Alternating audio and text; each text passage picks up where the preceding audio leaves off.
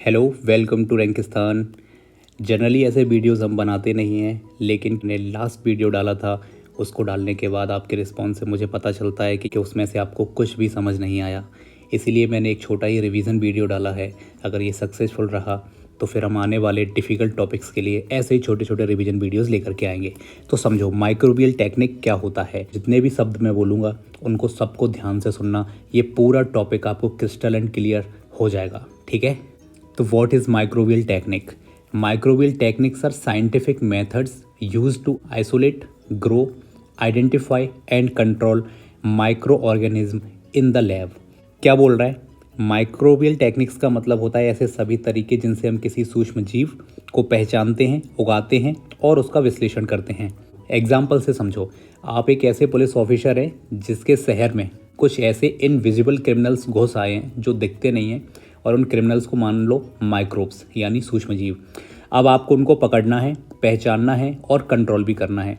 अब ये सब करने के लिए आप जिन टूल्स का इस्तेमाल करेंगे, जिन तरीक़ों का इस्तेमाल करेंगे, जिन उपकरणों का इस्तेमाल करेंगे, वो उपकरण, वो टूल्स, वो तरीके ही माइक्रोबियल टेक्निक कहलाएंगे। इसको 3 बड़े बड़े स्टेप्स में बांटते हैं। पहले आइसोलेट करते हैं हम माइक्रोब्स को, फिर कल्टीवेशन यानी उनको उगाते हैं, और फिर आइडेंटिफिकेशन, फिर उसको हम आइडेंटिफाई करते हैं, ठीक है। चलिए, सेकेंड पॉइंट है हमारा कल्चर। कल्चर का अर्थ क्या होता है बताएं। देखो, a culture is a method to multiplying microbial organism by letting them reproduce in controlled environment. अब आप कहेंगे सर नहीं समझ आया। समझो, कल्चर एक तरीके का माइक्रोबियल फार्म है। ऐसा माइक्रोबियल फार्म जहाँ पे हम माइक्रोब्स को, सूक्ष्म जीवों को, बैक्टीरियाज को बोते हैं और उगाते हैं, उनको ग्रो कराते हैं। और वो माइक्रोबियल फार्म क्या है? लैब है। यानी कल्चर का अर्थ है किसी सूक्ष्म जीव को लैब में ग्रो करना, उस मीडिया में जो उसकी वृद्धि के लिए आवश्यक होता है। बेसिकली ये भी मुझे लगता है कि आपको समझ आ गया होगा। यहाँ कल्चर से मतलब है एक माइक्रोबियल फार्म हाउस, जिसको हम लैब कहेंगे, ठीक है। अब ये कल्चर हमें कई प्रकार से मिलेगा देखने को। पहला मिलेगा बैच कल्चर। एक बार न्यूट्रिशन दो और फिर ख़त्म। एग्जाम्पल, रियल लाइफ एग्जाम्पल, जैसे घर में हम पिकल बनाते हैं, अचार बनाते हैं, तो क्या डेली डेली बनाते हैं? नहीं, एक बार बनाया और फिर हमारा कई सालों का काम खत्म हो जाता है। वही कंटिन्यूस कल्चर, न्यूट्रिएंट्स इसमें लगातार दिए जाते हैं। एग्जाम्पल के लिए ये, जैसे घर में दही बनाना। अब ऐसा नहीं है कि हमने एक बार दही बना दिया तो कई दिनों का काम चल जाएगा या कई सालों का काम चल जाएगा। हर रोज़ हम दूध का दही बनाते हैं बेसिकली। थर्ड है प्योर कल्चर। ये केवल एक ही माइक्रोब के लिए, एक ही स्पीसीज को ग्रो करने के लिए किया जाता है, ठीक है। कल्चर यानी माइक्रोबियल फार्म की बात चल रही है। ये माइक्रोबियल फार्म के 3 हमने तरीके देखे हैं, और इन तीनों तरीकों में हम क्या क्या करते हैं वो हमने समझा, ठीक है। चलिए, इतना आपने समझ लिया। आपसे कोई पूछे कि इसकी इंपॉर्टेंस क्या है, सबसे पहले हमें फूड स्पॉइलेज जो होते हैं हमारे, उनके कारणों का पता लगाते हैं हम, रीजंस का पता लगाते हैं इससे। प्रोबायोटिक्स बनाने के लिए इसका यूज़ बहुत आवश्यक होता है। बाकी वैक्सीन्स बनाना, एंजाइम्स बनाना, उसके लिए भी इनका बहुत आवश्यक होता है। कल्चर के बारे में हमको समझना है। अब आते हैं, हमारा थर्ड सब टॉपिक है मीडिया प्रिपरेशन। समझते हैं ये क्या है। सबसे पहले, media is the nutrient solution that supports the growth of microbes in lab. क्या कह रहा है ये? समझो, जैसे कह रहा है आपका मीडिया यानी वो पोषण, वो माध्यम जिससे माइक्रो ऑर्गेनिज्म यानी सूक्ष्म जीव को ग्रो किया जाता है। मीडिया एक तरह का खाना है माइक्रोब्स के लिए। एग्जैक्टली, बहुत सही है।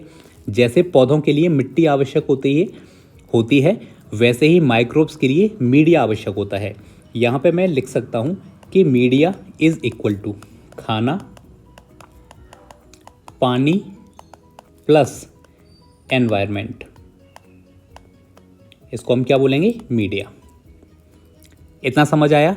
अब यहाँ पे हम देखेंगे कि टाइप्स ऑफ, यहाँ लिखा है मीडिया बनाने के लिए हमें क्या क्या चाहिए, इसको आप पढ़ लेना, बहुत बेसिक है। मीडिया के टाइप्स हमने यहाँ पे देखा, यानी एक तरह से समझ लीजिए खाने के टाइप्स हैं, ठीक है। एक है यहाँ पे आप देखेंगे लिक्विड मीडिया, जिसमें न्यूट्रिएंट ब्रोथ का यूज़ किया जाता है। एक सॉलिड मीडिया जिसमें न्यूट्रिएंट अगर का यूज़ किया जाता है। एक सेमी लिक्विड मीडिया जिसमें मोटिलिटी टेस्ट में इसका प्रयोग किया जाता है। इसका यूज़ किया जाता है मोटिलिटी टेस्ट में। अब थोड़ा सा और समझो, इसके अलावा और भी नाम होते हैं, जैसे न्यूट्रिएंट अगर, जैसे मैंने आपको समझाया था, ठीक है। एक जनरल मीडिया होता है, यानी इनका जनरल खाना होता है। एक सिलेक्टिव मीडिया होता है ना। ये ऐसे जगहों पे ये खाना दिया जाता है जहाँ कुछ को हमें ग्रो कराना है और किसी को हमें स्टॉप करना है, ठीक है। सिलेक्टिव मीडिया होता है। एक होता है डिफरेंशियल मीडिया, और एक होता है एनरिच्ड मीडिया। इनको सबको मैंने आपको समझाया था, ठीक है, तो इस पर हम नहीं जाएंगे, है ना। चलिए, अब बेसिकली यहाँ पे एक पॉइंट और है, मीडिया को ऑटोक्लेव में 121 डिग्री सेल्सियस पर 15 मिनट तक स्टरलाइज किया जाता है, यानी इसको गर्म करते हैं जिससे ये जितने भी बैक्टीरियाज होते हैं, वायरसेस होते हैं, उनसे ये न्यूट्रल हो जाता है, कोई इसमें बचता नहीं है। उसके बाद ये प्रक्रियाएं सारी की जाती हैं। अगर कोई आपसे पूछे ये क्या है, तो ये सॉलिड मीडिया के लिए यूज होता है। सॉलिड मीडिया माने जहाँ पे लिक्विड खाना नहीं चलेगा, यहाँ पे सेमी लिक्विड होता है ये, और ये हमें समुद्री शैवाल से, सी वीड जिसको हम कहते हैं, वहाँ से हमें ये मिलता है, ठीक है। चलिए, इसके अलावा अब आता है हमारा selective media. Selective media is a designed to suppress the growth of some microbes and allow others to grow. मैंने बताया सिलेक्टिव मीडिया वो होता है जो कुछ खास बैक्टीरिया को ग्रो करने देता है, बाकी को रोक देता है। मान लीजिए एक ऐसी पार्टी चल रही है जिसमें से वीआईपीज को एंट्री मिलेगी, बाकी सबको बाहर रखा जाएगा। उसी तरह सिलेक्टिव मीडिया कुछ माइक्रोब्स को एंट्री अलाउड करता है और कुछ को नो एंट्री का बोर्ड लगा देता है। एग्जाम्पल्स हमने इसके समझे थे। मैकोंकी अगर, ये ग्राम नेगेटिव बैक्टीरियाज के लिए होता है। मैनेटोल सॉल्ट अगर, ये मैंने बताया था आपको, स्टेफिलोकोकस ग्रुप के लिए होता है, क्योंकि इनमें NaCl बहुत ज़्यादा होता है, लगभग 7.5% होता है, जिससे ये तो जिंदा रहते हैं और बाकी जो NaCl यानी जो नमक को, सॉल्ट को नहीं सहन कर पाते हैं, वो इसमें मर जाते हैं। फिर आता है सबरॉड डिटॉक्स अगर, ये फंगस के लिए इस्तेमाल किया जाता है। ये सिंपल पॉइंट्स हैं, ये आपसे डायरेक्ट यहाँ से क्वेश्चंस पूछे जा सकते हैं, ठीक है। सिलेक्टिव मीडिया और डिफरेंशियल मीडिया, देखिए सिलेक्टिव मीडिया में लिखा है कुछ को अलाउ करता है, कुछ को सप्रेस करता है, बिल्कुल हमने समझा। डिफरेंशियल मीडिया, ये मीडिया माने खाना, कलर चेंज के आधार पे फर्क बताता है, ठीक है। कलर के आधार पे ये बता देगा कि इनमें कौन सा माइक्रोब है जो ग्रो कर रहा है, ठीक है। सिलेक्टिव मीडिया का मैं आपको एक यूज और बता देता हूँ। कई सारे, देखिए मैंने आपको फूड कंटेमिनेशन बताया था, खाना जब कंटेमिनेट हो जाता है, खराब होता है, तो स्पेसिफिक माइक्रोब का किसका प्रेजेंस उसमें है, इसको जानने के लिए सिलेक्टिव मीडिया काफ़ी हमारे काम में आता है, ठीक है। चलिए, क्विक रिविजन रिकैप यहाँ पे छोटा सा आपके लिए लिखा हुआ है, इसको आप पढ़ लीजिएगा, लेकिन इसके अलावा कुछ पॉइंट्स जो मैं आपको बताना चाहूँगा वो आप समझ लीजिए। इमेजिन करिए कि आप एक आइसक्रीम फैक्ट्री चला रहे हैं। अब आपको डेली चेक करना होता है कि आपकी प्रोडक्ट सेफ़ है या फिर नहीं। तो फिर आप TPC यानी टोटल प्लेट काउंट और SPC स्टैंडर्ड प्लेट काउंट्स, इनका आपको यूज करना होता है, ठीक है। अब इसके लिए आपको मीडिया चाहिए, कल्चर चाहिए, ठीक है, और सिलेक्टिव मीडिया चाहिए जिससे आप पैथोजेंस को डिटेक्ट कर पाएँ, ठीक है। यही सारा का सारा प्रोसेस जो है आपका माइक्रोबियल टेक्निक कहा जाता है, ठीक है। चलिए, मैं आपको एक दो पॉइंट्स आपको और बताना चाहूँगा, लिख लीजिए, समझिए।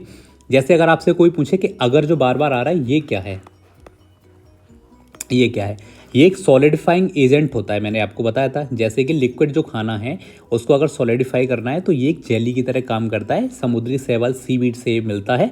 एक तरह से ऐसे मान लो समुद्र से आया हुआ वो खाना है जो बैक्टीरियाज को खिलाया जाता है। अगर आपसे कोई पूछे कि मैकोंकी अगर, ये क्या है, जो हमने सेकंड नंबर पे पढ़ा था, ठीक है, शॉर्ट में लिखता हूँ बेटा जिससे टाइम वेस्ट ना हो। ये पिंक कलर का होता है, पहली चीज़ ये है, और ये ऐसा खाना है जिसको डिजाइनर प्लेट पे रख के खिलाते हैं। डिजाइनर प्लेट कौन सी हो जाएगी, मैकोंकी एगर जो प्लेट है उस पर रख के इसको खिलाया जाता है। ऐसे करके आप इसको याद रख सकते हैं, ठीक है। चलिए, एग्जाम पॉइंट्स कुछ और मैं आपको बता देता हूँ जो आपको बहुत काम आने वाले हैं। कल्चर मीडिया में अगर का जो मेल्टिंग पॉइंट होता है वो आपसे पूछा जा सकता है कि इसका जो मेल्टिंग पॉइंट है वो कितना है, तब आप बताएंगे 85 डिग्री सेल्सियस। और सॉलिडिफाई होने का इसका पॉइंट कितना होता है, अगर इसको सॉलिड करना है तब हो जाएगा आपका 40 to 45 डिग्री सेल्सियस, इतना याद रखेंगे। तो मैं उम्मीद करता हूँ कि आपको अब ये टॉपिक पूरा समझ आ गया होगा। अगर ये सब समझ आ गया है और आपको अगर भी समझ में आ गया है, ठीक है, अगर आपको ये सारी चीज़ें समझ आ गई हैं, पूरा टॉपिक समझ में आ गया है, तो कमेंट सेक्शन में जाइए और लिखिए माइक्रोब सावधान हो जाओ, हम तुम्हारी सारी कहानी समझ चुके हैं। Okay, thank you.